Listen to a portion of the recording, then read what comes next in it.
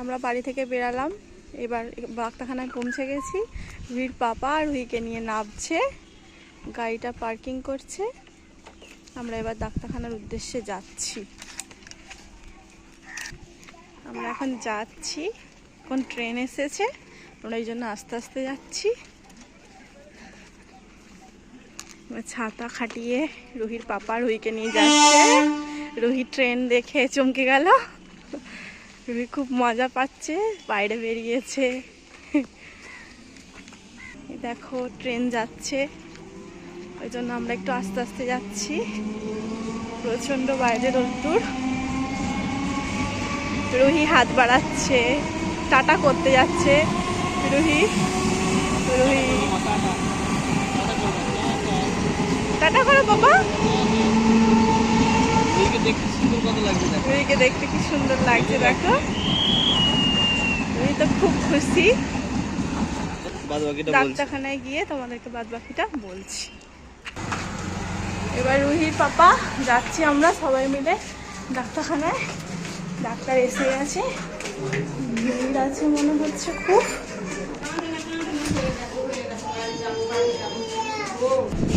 বন্ধুরা হচ্ছে সব্যসাচী ঘোষ সকাল 11টা থেকে দুপুর 1টা পর্যন্ত বসে, শুধুমাত্র শনিবার ছাড়া। ডাক্তারখানা প্রচুর ভিড়, তো ওই জন্য আমি ভেতরে গেলাম না, বসে আছি।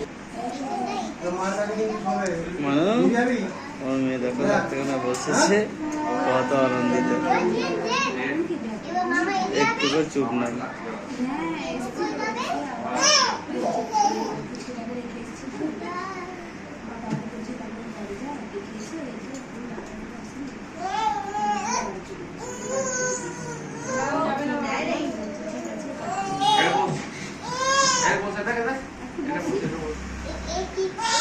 দুষ্টুমি দেখো খালি, হাওয়া করে যাচ্ছে, পাখা চলছে তার সত্ত্বেও। আমার কাছে আসলে ছটফট ছটফট করছে।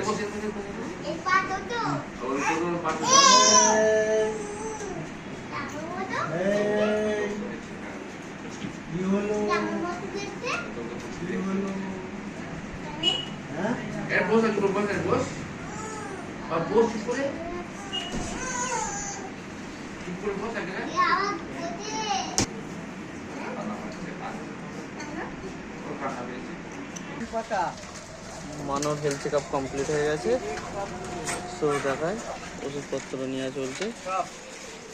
এটা হচ্ছে নালেকুল জীবন মেডিকেল স্টোর্স,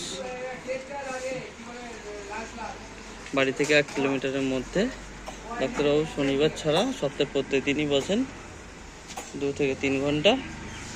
তো এরম তোমরাও চাইও এই বাড়ির কাছাকাছি কোনো ডাক্তারখানা থাকা, যে কোনো দরকারে যোগাযোগ করতে পারো।